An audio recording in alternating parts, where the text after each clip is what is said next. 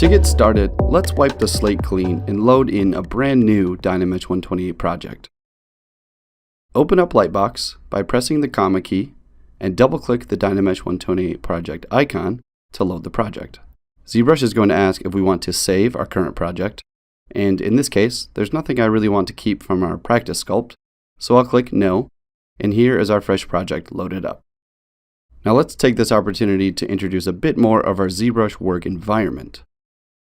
So far, we've been focusing on our sculpting area, which is our canvas, as well as the brushes, materials, and color palettes here on the left side, and also our brush settings here at the top. Now, you've probably noticed this area here on the right. This area is called the tray. The tray can be opened or closed by clicking once on the arrows here, which will allow us to view more of our canvas to focus on sculpting. Here inside of the tray, we have our tool palette.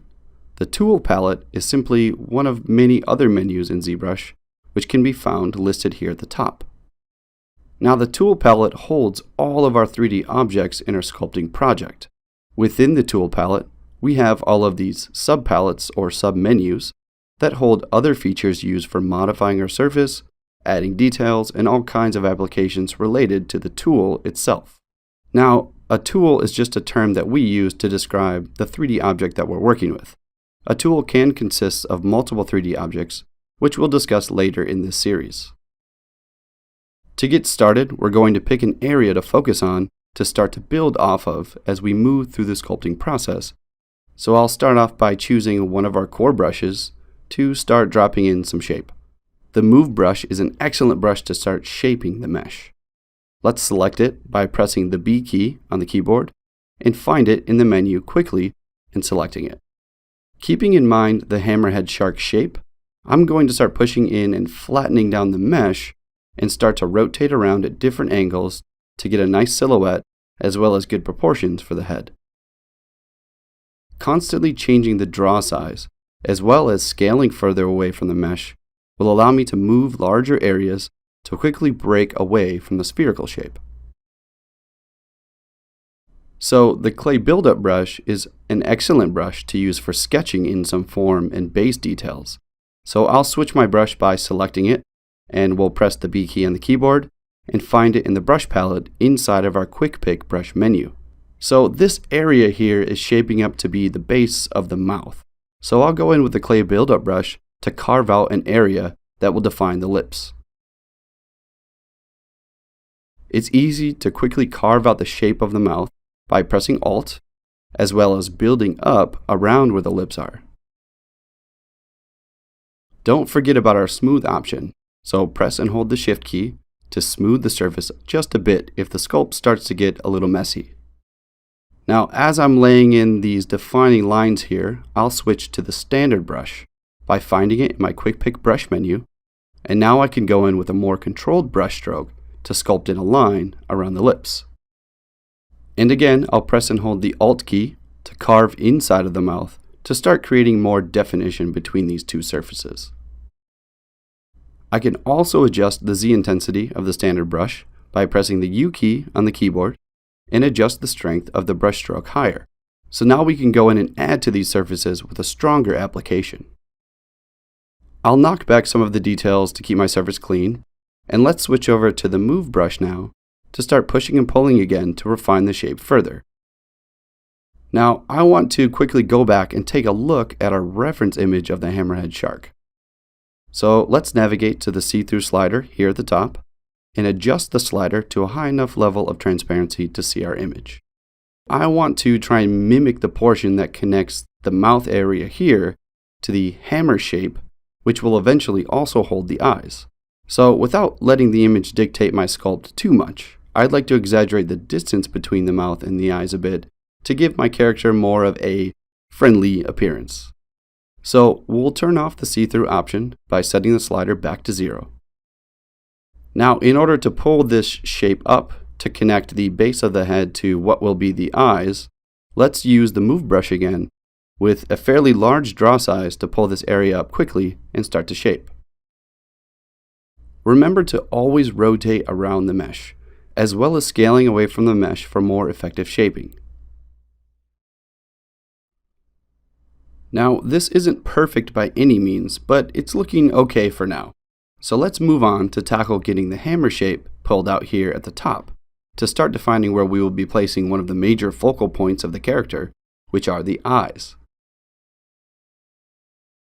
Now, of course, we can continue to use the move brush in this case, but as I start to pull away from the mesh, depending on the size of the brush, this can also start to pull the base along with it here at the top, which is starting to change the shape in a way that I don't like. So in order to fix this, or make this a little bit easier for myself, we could adjust the brush size to be smaller, and go in and pull outwards, but in order to save time sculpting and refining this area, let's take this opportunity to talk about using a different method to better isolate this area by using a different type of brushes called masking brushes. By pressing and holding the Control key on the keyboard, for those on the Macintosh, press and hold the Command key, notice the brush palette icon switches to the masking brushes icon. By clicking on the icon, here is a new set of brushes called masking brushes. So think of it similar to the smooth brush. Similarly, how the Shift key will isolate the smooth brush and allow us to smooth our mesh, the Control key will isolate these masking brushes. To create a mask, press and hold the Control key.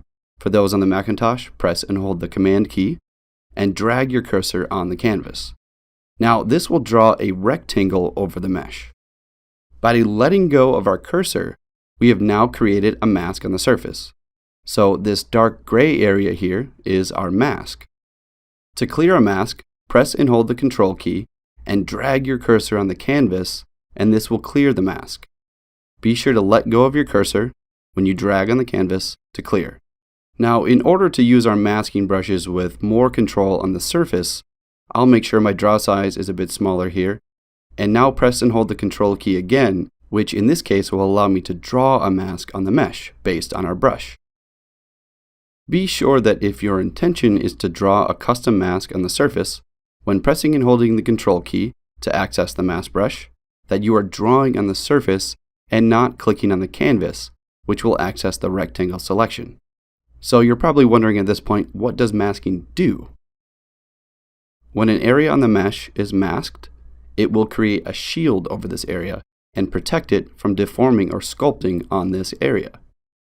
If we let go of the Control key, the brush will change back to our sculpting brushes, and we can now try to sculpt with the Move brush, for example, and as you can see that the sculpting brush won't affect this area, and will allow me to use the Move brush to pull this area around the mask.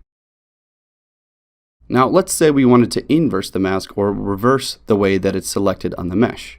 To inverse the mask area and focus our sculpting only in this area, press and hold the Control key and click once on the canvas. Be sure to click only on the canvas and not on the mesh itself to inverse the mask. Now, alternatively, we can use the keyboard shortcut to inverse the mask by pressing Ctrl-I on the keyboard, or for those on the Macintosh, press Command-I. Now that we've inversed the mask, we can add and subtract from this specific area for added flexibility. Okay, so let's press Ctrl-Z a couple times to undo those sculpting actions. And now let's go in and erase a portion of the mask. To erase the mask, press and hold Ctrl and Alt on the keyboard. For those on the Macintosh, press Command and Alt.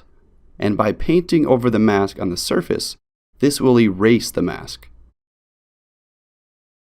So by drawing in a mask, we can start to define some sort of shape here, and then refine it or reshape it by either erasing some of the mask or adding to it, and now sculpt around the mask for added controls.